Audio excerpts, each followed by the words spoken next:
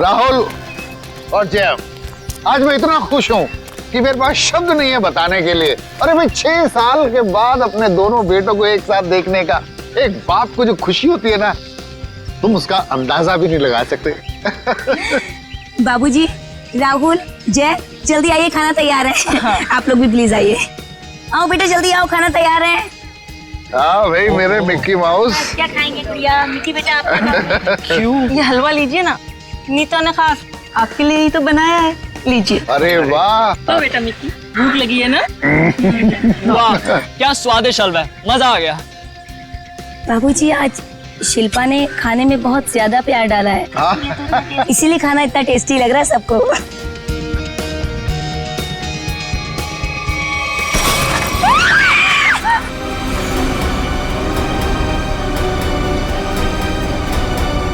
ये क्या?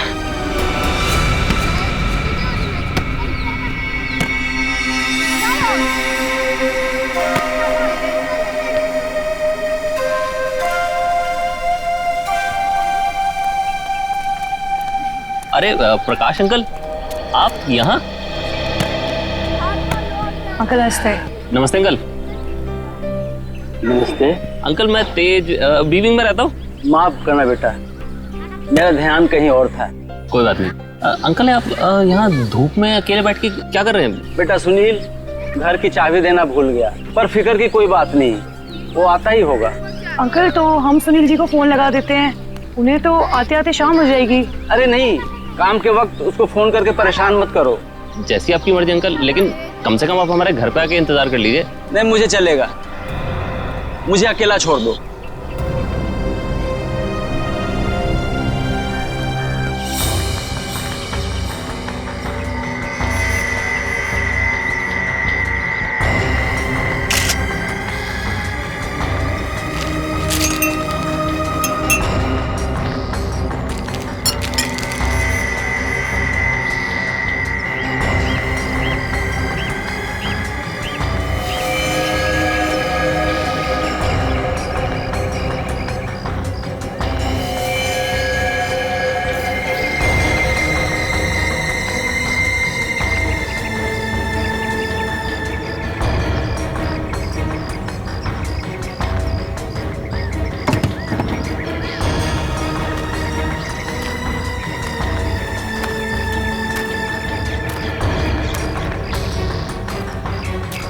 एक बात बताइए जी, आप सब लोग यहाँ पर खाना खाने बैठे थे है ना, तभी ये हाथ खाने में गिरा? जी सर। ऐसा डरावना हाथ तो हमने पहले कभी देखा ही नहीं। और सर हम तो एकदम से डर गए थे।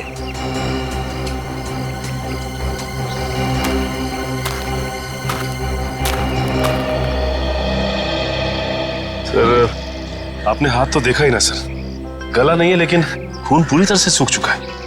बहुत बुरी हालत से काटा है ये हाथ। अगर ये हालत इस हाथ की है, वही सोच रहा हूँ जिसका ये हाथ काटा गया है उसके और शरीर के हिस्से का क्या किया होगा।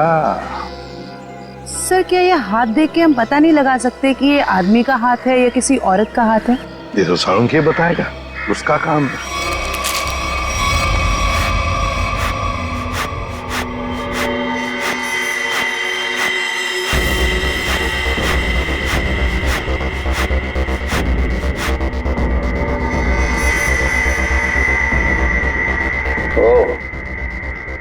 इन मुजरिमों के हौसले भी दिन ब दिन बुलंद होते जा रहे हैं। ओए, अकेले में क्या बातें कर रहा है? मुझसे बात कर। क्या पता चला, बता जल्दी। बस जिस किसी का भी हाथ है उसका डीएनए मरने वाले की कहानी पुकार पुकार कर बता रहा है। ऐसी क्या कहानी बता रहा है सर? सचिन, जिस किसी का ये हाथ है उसकी उम्र 40 से 45 साल की है। तो बॉस इसके साथ जो कुछ हुआ है उसे सोच करके भी रोंगटे खड़े हो जाते हैं।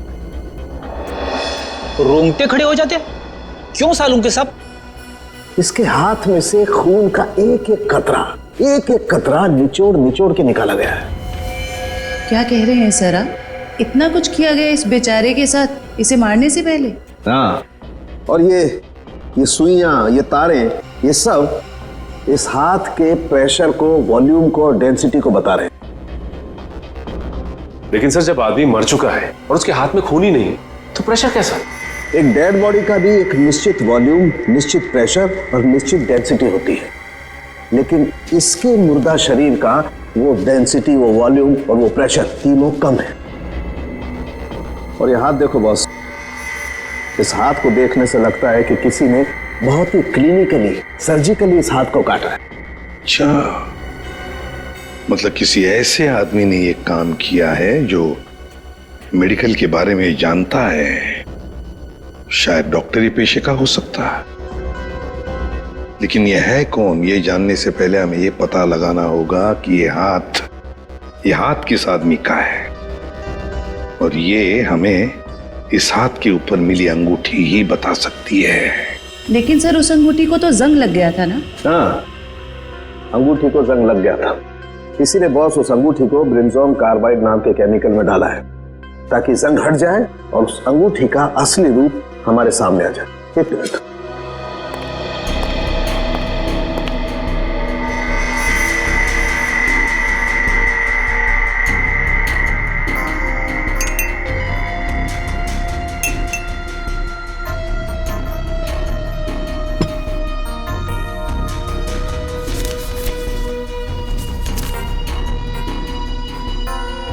ये देखो बॉस,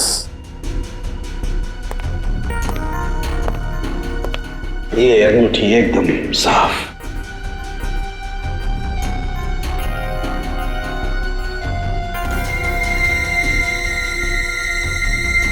ये क्या है? इस अंगूठी के अंदर दो अल्फाबेट्स इनग्रेव किए हुए हैं, आर वी। सर, ये दो अक्षर आर और वी, इनसे कैसे पता चलेगा उस आदमी के बारे में? यही तो हमारा काम है ना फ्रेडी, पता लगाना। सिर्फ इन दो अक्षरों से, आर और वी। फ्रेडी, इससे भी छोटे सुराग से हमें पता चल सकता है मुजरिम कौन है। सर हो सकता है ये आरवी मरने वाले के नाम का इनिशियल हो सकते हैं, और सचिन ये भी हो सकता है कि वो इनिशियल्स आर वी पत्नी के भी हो। वो अंगूठी शायद शादी की अंगूठी हो। सर एक और बात, वो अंगूठी प्लैटिनम में बनाई गई थी। सर ऐसी अंगूठियां आसानी से बाजार में मिलती नहीं है, खास ऑर्डर देकर बनवाई जाती है। बिल्कुल सही। बस उस अंगूठी का फोटोग्राफ शहर में जितने भी जौहरी है उन सबको भेज दो, पता चल जाएगा किस जौहरी ने वो अंगूठी बनाई थी और किसके लिए। R V. Yes sir. Sir एक बात समझ में नहीं आ रही कि अगर ये खूनी आरवी को मारना ही चाहता था तो आसान मौत भी तो दे सकता था, ये काटने की क्या जरूरत? सचिन मरने वाले की पहचान छुपाना चाहता था, वो पहचान छुपाना चाहता था। सर आपसे मिलने कुछ लोग आए हैं और वो कह रहे हैं कि अर्जेंट है। बुलाओ। आइए। नमस्ते सर। आइए, बताइए क्या बात है? सर एक बहुत ही बड़ी मुसीबत आ गई है, बस आप ही हैं जो हमारी मदद कर सकते हैं। मुसीबत? कैसी मुसीबत? सर हम लोग मोतीलाल नगर की रोज सोसाइटी से आए हैं। हमारे बिल्डिंग में एक बुजुर्ग रहते थे, प्रकाश जी। रहते थे मतलब? क्या आप नहीं रहते? सर कल तक तो थे, सोसाइटी के पार्क में बैठे हुए देखा था हमने उन्हें, बोरिया बिस्तर बांध के बैठे थे। तो आप लोगों ने जाकर उनसे पूछा नहीं कि क्या बात है, क्या तकलीफ है, हैं? पता नहीं सर, हमने उनसे पूछा तो कुछ अजीब सा बड़बड़ाने लगे। सर उनके बाहर बैठने की कुछ ना कुछ वजह जरूर है। क्या वजह हो सकती है? सर उनका सौतेला बेटा सुनील बहुत ही ज्यादा बदतमीज और झगड़ालू किस्म का इंसान है वो। सर हमें लगता है उसी ने ही सामान सहित अपने पिता को घर से बाहर निकाल दिया है। पता नहीं कहाँ होंगे वो। हो सकता है वो अपने ही घर वापस चले गए हों। घर में चेक किया आपने? हम लोग गए थे वहां पे, वो वहां नहीं थे, और हमने सुनील से पूछा तो उसने बोला कि उसे पता नहीं है। सर उससे उनकी कोई परवाह नहीं है। सुनील? हेलो, हाँ कहाँ पे? एक मिनट, आप क्या नाम बताया आपने? मालती? ठीक है, देखिए आप लोग चिंता मत कीजिए, आप सिर्फ उनकी फोटो भिजवाइए हमें, हम देखते हैं। सर मालती नाम की हाउसवाइफ इंदिरा नगर से गायब है सर। इंदिरा नगर से मालती और मोतीलाल नगर से एक बुजुर्ग, दोनों के दोनों गायब है। इन दोनों के घर जाना पड़ेगा, पूछताछ करनी पड़ेगी।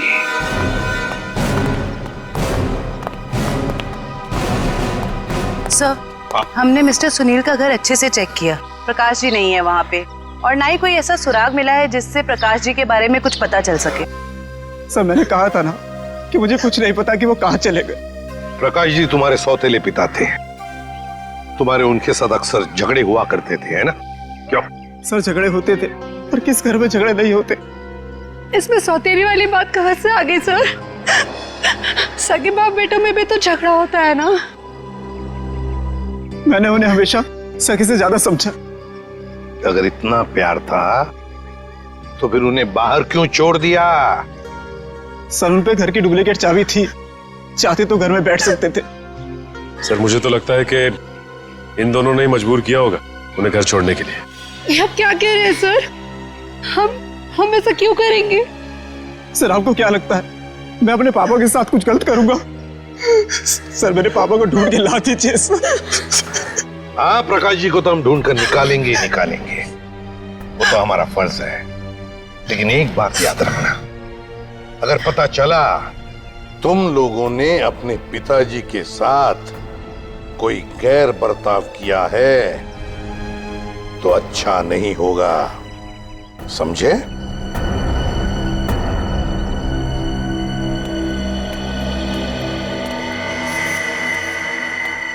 सर, ये वो लेटर है जो मालती छोड़ के गई थी। जरा बच्चों को अंदर लेके जाओ।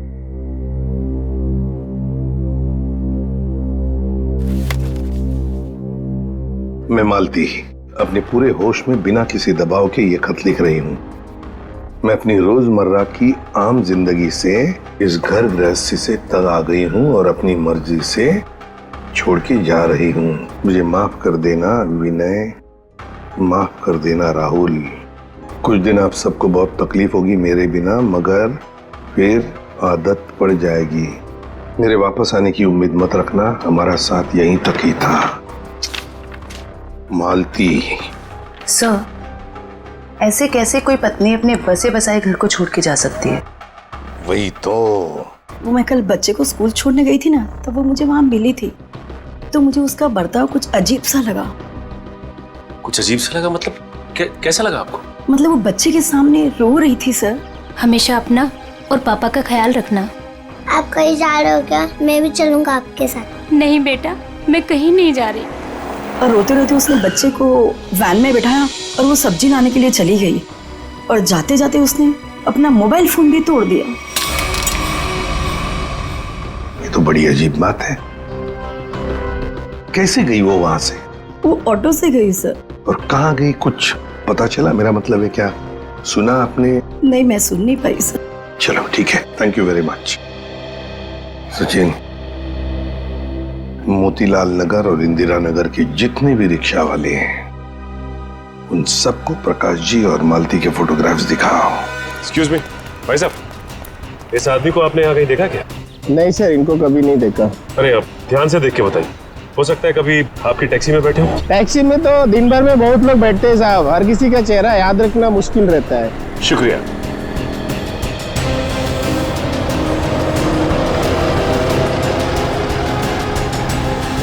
भाई साहब, आप देखिए इन्हें, कहीं देखा है आपने? इस बुजुर्ग आदमी को तो मैंने पिंजर की खाड़ी के पास छोड़ा था। पिंजर की खाड़ी?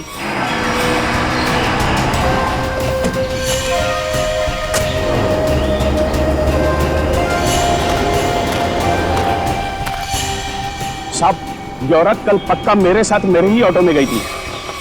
अरे मैडम, यहाँ इस सुनसान जगह पे कहाँ रुकवा दिया ऑटो? आगे सारा जंगल ही जंगल है। और साहब एक और बात बताऊं, वो औरत ना मुझे बड़ी अजीब सी लग रही थी साहब। पूरे रास्ते रोती हुई गई और मोटी डोंगरी की गुफा के पास इसने मेरी ऑटो रुकवाई और उतर के चली गई। मैंने कहा भी कि मैडम अपने बाकी के पैसे तो लेती जाइए, लेकिन उसने पीछे मुड़कर देखा ही नहीं, बस जंगलों की तरफ बढ़ती चली गई साहब। ठीक है जी सर। अरे जयवंती, जरा देखो देखो जरा ये टैब में, मोटी डूंगी की गुफा और पिंजर की खाड़ी। सर ये दोनों इलाके तो कुलवाड़ी के जंगलों के आसपास हैं। काफी सुनसान इलाका लग रहा है सर। हाँ, इस इलाके में 20 किलोमीटर तो जंगल ही जंगल है, लेकिन ये दोनों ऐसे घने जंगल में उतरे क्यों?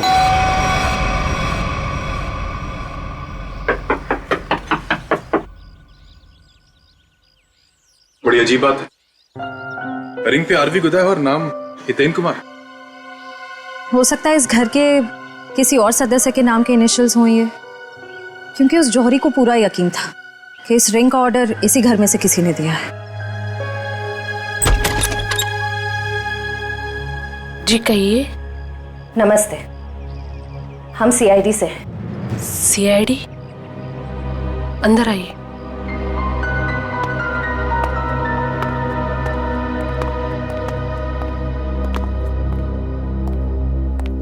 जी हितेन ठीक तो है ना?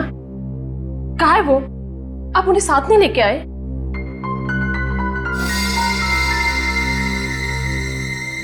क्या आप इस अंगूठी को पहचानती हैं?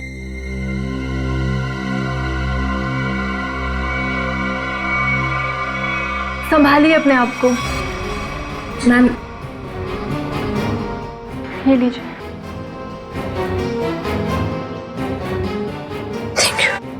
क्या आप बता सकती हैं कि इस अंगूठी पर जो आरवी इनिशियल्स बने हुए हैं, इनका क्या मतलब है? अपने माता पिता के नाम पे गुंदवाया था इन्होंने। ससुर जी का नाम राकेश था और सासू माँ का नाम विनी था। मुझे लग रहा था कि जरूर कुछ ना कुछ बुरा हो रहा है। हितेन कभी मुझे बिना बताए घर से गायब नहीं हुए। क्या आप मुझे उन्हें मिलवा सकते हैं प्लीज? मैम दरअसल हमें उनका कटा हुआ हाथ। बस कुछ मत बताइए, मैं और कुछ सुन नहीं सकती। मैं जानती थी हितेन जिस राह पे चल रहा है उसका अंत अच्छा नहीं होगा। हमें भी पता चल चुका है कि वो किसी गलत काम में शामिल थे, इसलिए आपने उनके गायब होने की रिपोर्ट नहीं दर्ज कराई। क्या आप प्लीज हमें पूरी बात साफ साफ बताएंगी? दरअसल इन्होंने अपने कंपनी से 10 करोड़ का घोटाला किया था। 10 करोड़ का घोटाला? इन्होंने वो पैसे कहीं और काम पर लगाए। पैसे तो डूब गए, लेकिन जब कंपनी ने उनके पास पैसे की डिमांड की तो उनके पास पैसे देने के लिए एक फूटी कौड़ी भी नहीं थी। फिर क्या, कंपनी ने इनके ऊपर केस कर दिया। हमारा घर नीलाम होने के कगार पर आ गया। मुझे लगा शायद इसलिए ये 3 दिन पहले घर से गायब हो चुके हैं। और इसलिए आपने उनके गायब होने की रिपोर्ट दर्ज नहीं कराई? नहीं, दरअसल अचानक मुझे इनके कंपनी से कॉल आया, किसी ने कंपनी की रकम चुकता कर ली है। मैं खुश हो गई कि शायद ही अब वापस आएंगे। एक मिनट, वो 10 करोड़ रुपए जो हितेन ने कंपनी से चुराए थे वो किसी और ने चुकते किए? किसने? पता नहीं, किसी ने इनके कंपनी के अकाउंट में वो रकम डलवा दी थी और एक चिट्ठी छोड़ी कि ये रकम वही है जो हितेन ने उनकी कंपनी से ली थी। बड़ी अजीब बात है मैम, कोई और हितेन के पैसे क्यों चुकाएगा, वो भी 10 करोड़? इसके पीछे जरूर कोई गहरा राज है। मैम, आपके रिश्तेदारों ने या दोस्तों ने हितेन को ढूंढने की कोशिश नहीं की? कोशिश की न, हितेन की गाड़ी भी मिली कुलवाड़ी जंगल के पास, लेकिन हितेन का कुछ पता ही नहीं चला। कुलवाड़ी जंगल।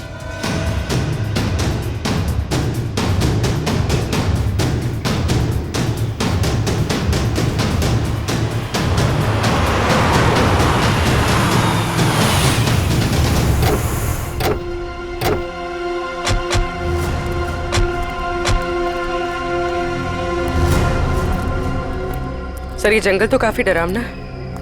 प्रकाश जी और मालती यहाँ क्या करने आए होंगे? हो सकता है उन्हें झांसा दे के लाया गया हो या जबरदस्ती यहाँ पे ले आया गया हो।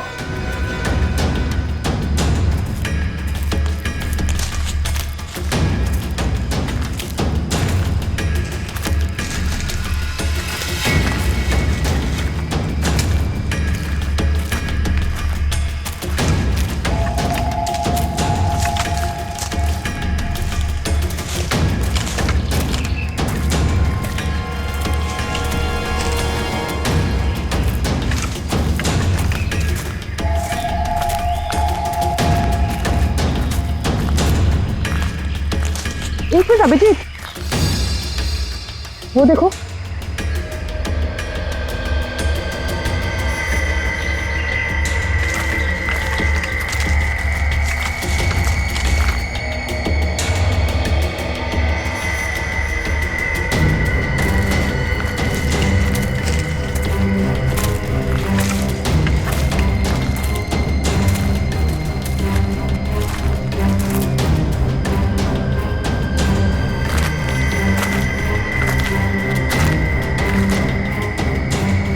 इतने सारे कपड़े, ये जूते, ओह माय गॉड, खून देखा? ओह नो,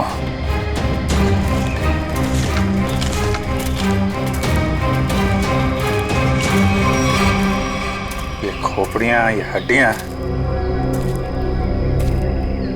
ये जंगल के अंदर चल क्या रहा है?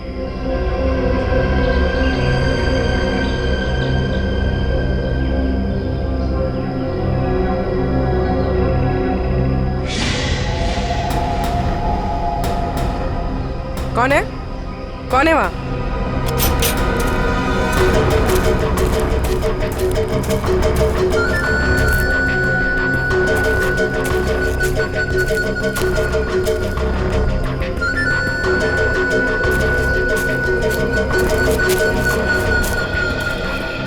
क्या हुआ?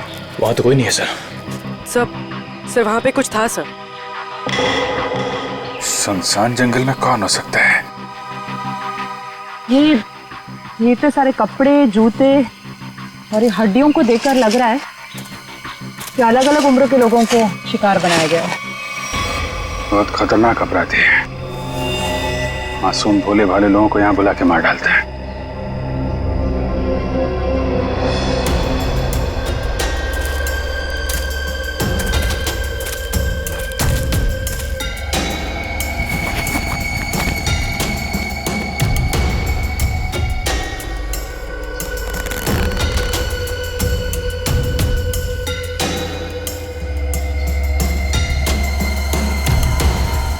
प्रकाश जी का बैग है ये अपने बीवी बच्चों की फोटो लेके यहाँ पे क्यों आए थे?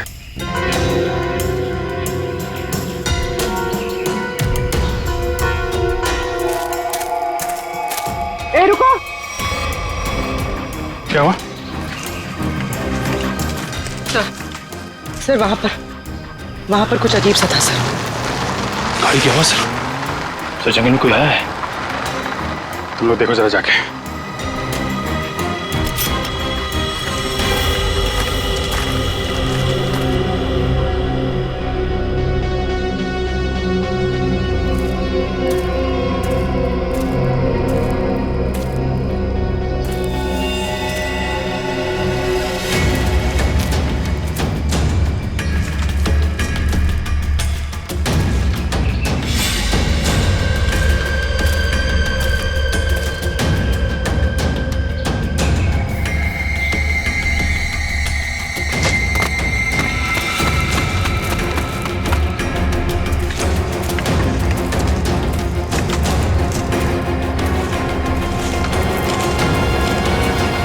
हितेन का कटा हुआ हाथ और उसकी गाड़ी मिलती है गुलवाड़ी जंगल के आसपास।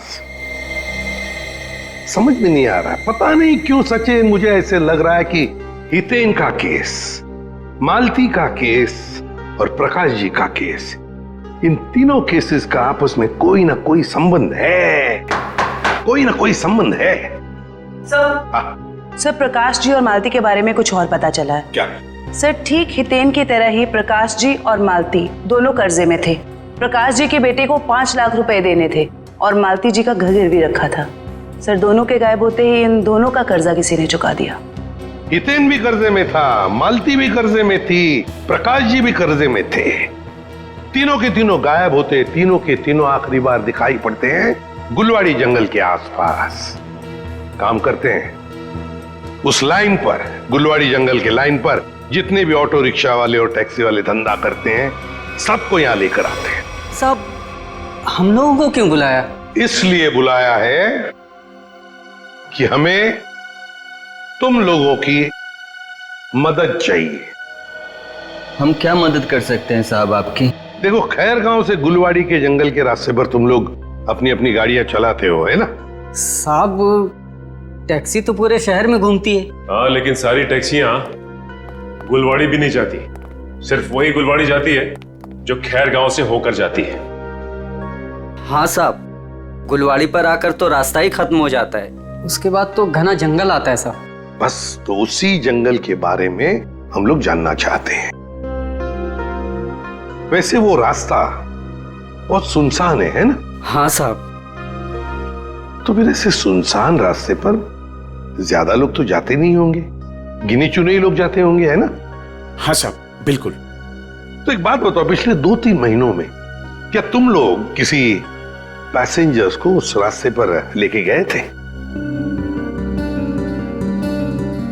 याद करो। हाँ साहब, मुझे याद है साहब। मैंने पिछले 3 महीनों में उस रास्ते पर 2 अलग अलग लोगों को छोड़ा है। मैंने भी एक सवारी को छोड़ा था साहब पिछले महीने। साहब पिछले महीने मैंने भी एक सवारी छोड़ी थी, वो एक आदमी था। तो क्या उन लोगों के चेहरे याद आ रहे तुमको? साहब चेहरा तो नहीं याद, पर उसकी बातें जरूर याद है। बहुत परेशान था वो, किसी से फोन पे कह रहा था कि मैं आ रहा हूँ, कुछ परेशानी तो नहीं होगी ना? साहब मुझे याद आया, मालती जी के अलावा मैंने एक लड़की को भी छोड़ा था और वो लड़की पूरे रास्ते रोती रही। साहब मुझे तो लगता है कि वो लड़की घर छोड़कर भाग कर आई थी। हाँ साहब, और गुलवाड़ी के रास्ते पर उतर गई वो। मैंने अपने सवारी से बोला था यहाँ पर ऑटो और टैक्सी नहीं मिलेगा साहब, पर उसने कोई जवाब ही नहीं दिया। सर ये तो बिल्कुल प्रकाश और मालती के केसेस जैसा है। हाँ श्रेया, ये तीनों के तीनों केसेस एक जैसे ही हैं और जरूर और भी ऐसे केसेस होंगे, लेकिन हितेन, प्रकाश और मालती, इन तीनों के जिसने भी कर्जा चुकाया है उसी ने इन तीनों को गायब भी किया है। समझ में नहीं आ रहा है ये सब करने के पीछे ये खोने का मकसद क्या है? मकसद तो पता नहीं अभिजीत, लेकिन इतना जरूर कह सकती हूँ कि ये एक हॉट ब्लडेड मर्डर है। सोचा समझा किया गया अपराध जो किसी पढ़े लिखे आदमी ने किया है। पढ़े लिखे आदमी? ये देखो, इस खोपड़ी को किसी केमिकल में डुबो कर रखा गया था। केमिकल में? यहाँ जंगल में कोई लैब खोल के रखी है क्या उसने? हो सकता है। एक मिनट।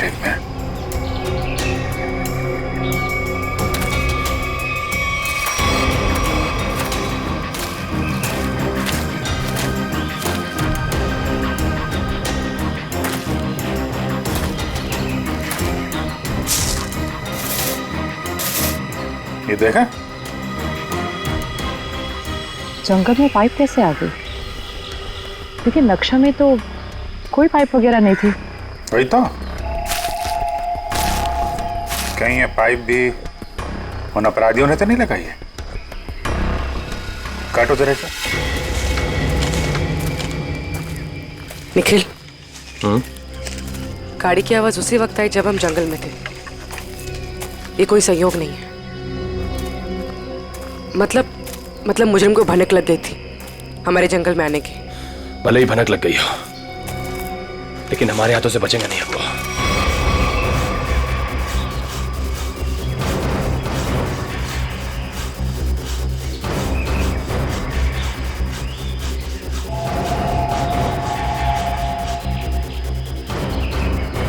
बदबू आ रही है। खून? पाइप में खून है? लोगों को मार के, उनकी लाशों को काट के इस पाइप में से खून भेजा जा रहा है। किसी एक आदमी का काम नहीं है, ये पूरा का पूरा गिरोह है। ये पाइप हमें उन तक पहुंचाएगा। सर मैंने मिसिंग पर्सन्स ब्यूरो से पता लगा। सर जंगल के पास जो जो लोग गायब हुए थे वो सब कर्जे में डूबे हुए थे। जो जो लोग उस गुलवाड़ी जंगल में गायब हुए सब कर्जे में डूबे हुए हैं। तो मतलब मेरा शक सही था। ये कोई संयोग नहीं, सोच समझ के बनाया हुआ प्लान है ये, कर्जे में डूबे लोगों को निशाना बनाने का। सर लगता है ये कोई सीरियल किलर है जो कर्जे में डूबे लोगों को ही अपना शिकार बना रहा है सर। सचिन हो तो हम पता लगा ही लेंगे। ये प्रकाश, हितेन और मालती, इन तीनों के फोन रिकॉर्ड चेक किए? Yes sir. क्या पता चला? सर इन तीनों के फोन रिकॉर्ड्स में 3 नंबर ऐसे हैं जो कॉमन है। किस किस के फोन नंबर्स है वो? सर 2 नंबर तो बंद आ रहे हैं और तीसरा नंबर किसका है इसका पता नहीं चला है। लेकिन सर इस तीसरे नंबर से किसी जया को फोन किया गया है परसों। तीसरे नंबर से जया को फोन किया गया है? तो फिर लगता है जया की जान को खतरा है। जया की जान को खतरा है। श्रेया, इस जया को फोन करो, पूछो उससे क्या वो किसी कर्जे में डूबी है क्या?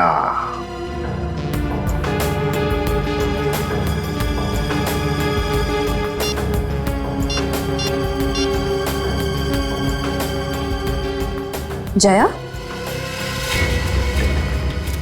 निखिल ये देखो टायर के निशान। टायर के निशान? अगर टायर के निशान यहाँ है तो गाड़ी भी कहीं आसपास होनी चाहिए।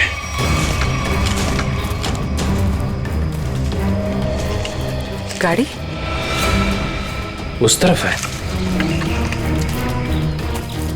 संभाल के।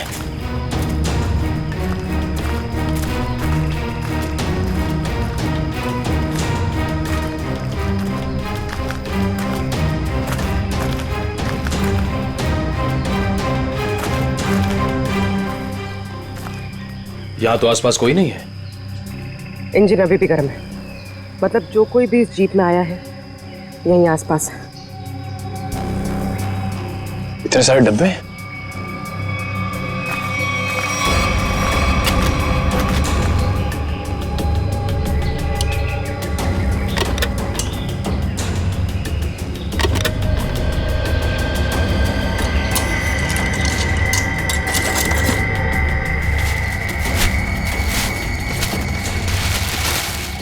ये तो अस्पताल का सामान है, यहाँ इस जंगल के बीच क्या कर रहा है? वही तो।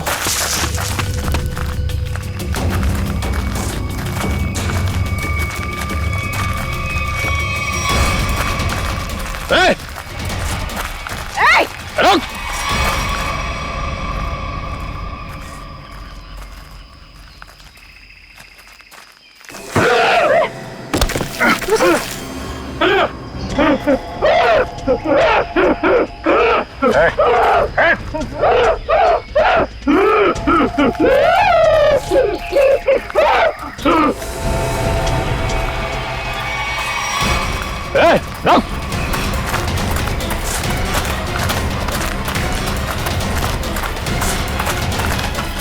देखो क्या क्या है, क्या बात है? तो बोलो क्या बोलना चाहते, बोलो।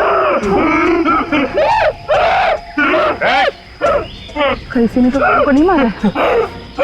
मैं इसकी दिमागी हालत देख के तो नहीं लगता ये। देखो ठीक है तुम जाओ यहाँ से अभी। चलो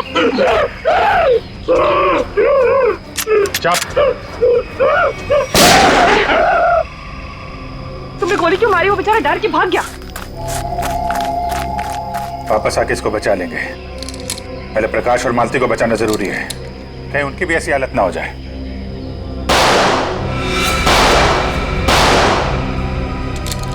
गोली की आवाज? कहीं निखिल पूरी मुसीबत में तो नहीं? लेकिन उन्हें ढूंढेंगे कैसे अभी? जिधर से गोली की आवाज आई है उधर। देखो प्लीज, जब तक मुझे पैसे नहीं मिलेंगे तुम फोन पे ही रहना।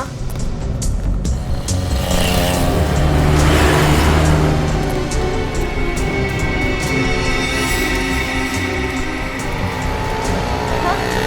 मुझे दुकान दिख गई, मैं आ रही। नहीं, तुम फोन मत रखना प्लीज प्लीज, मैं पहुंच गई।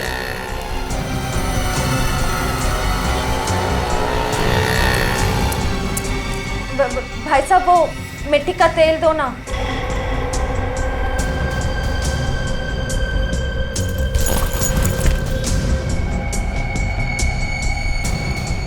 मैं सीआईडी ऑफिसर हूँ। सीधे से बता दे किसके इशारे पे तूने मुझे बैग दिया, वरना ससुराल की सैर करनी पड़ेगी। वो जा रहा है, नीली कमीज वाला, फोन पर। मैं हूँ रिशिता, वो ब्लू शर्ट वाला। बस बस बस बस, बहुत घूम लिया। तुम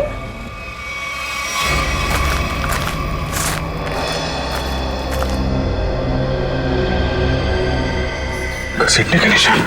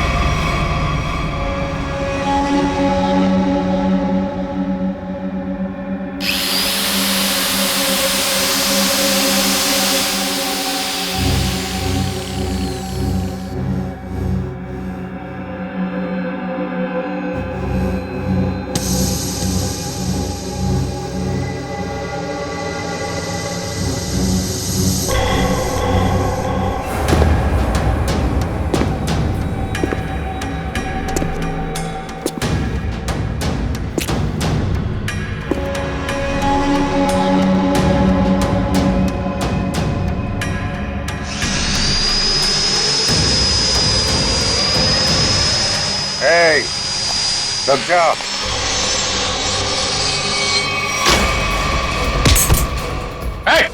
रुक जाओ, नहीं तो इसकी खोपड़ी उड़ा दूंगा।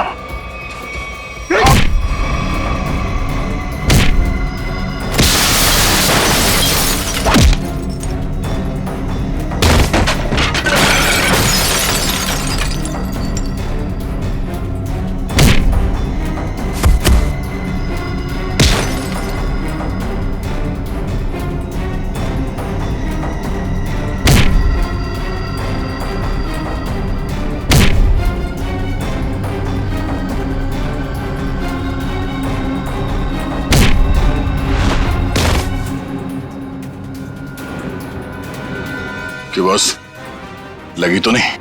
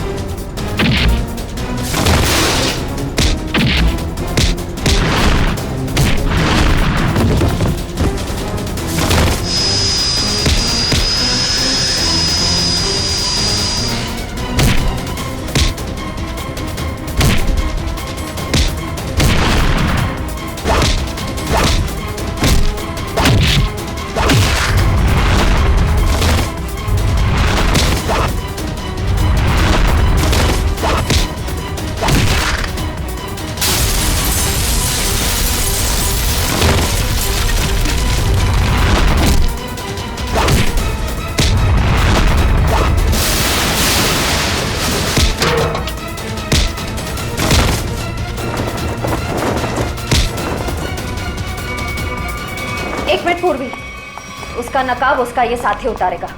उतार उसका मास्क। सर, ये वो लेटर है जो मालती छोड़ के गई थी।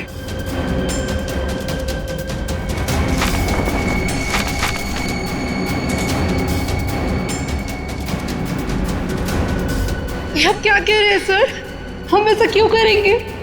पैसों की लालच में तुम इतनी गिर गई, तुमने इंसानियत को शर्मसार कर दिया। यहाँ तक कि अपने पिता समान ससुर तक को नहीं छोड़ा तुमने।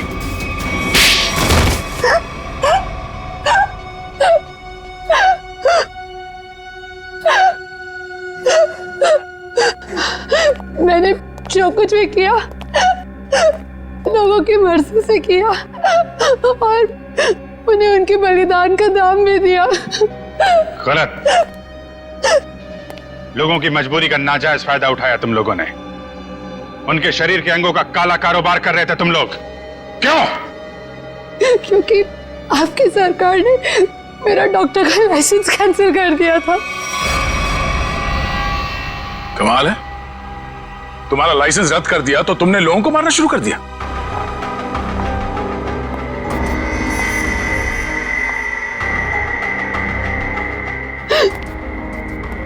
तुम्हारे आड़े टेढ़े एक्सपेरिमेंट ने यह हाल कर दिया लोगों का। शर्म आनी चाहिए तुम दोनों को। इतना नीचे गिर गए कि अपने घर वालों को तक नहीं छोड़ा तुम लोगों ने। क्या करते सर, विदेशी ग्रुप से पैसा ले चुके थे हम, और जो अंग उन्हें चाहिए थे वो हमारे पास नहीं थे, इसलिए सोचा घर वाले ही सही।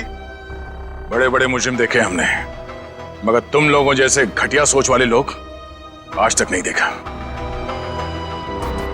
बीमार हो तुम लोग, इस समाज में रहने लायक नहीं हो। किस्मत अच्छी हुई तो जिंदगी भर जेल में सड़ोगे, वरना आसार तो यही है कि अदालत फांसी देगी तुम्हें। ले जाओ इन्हें। चलो।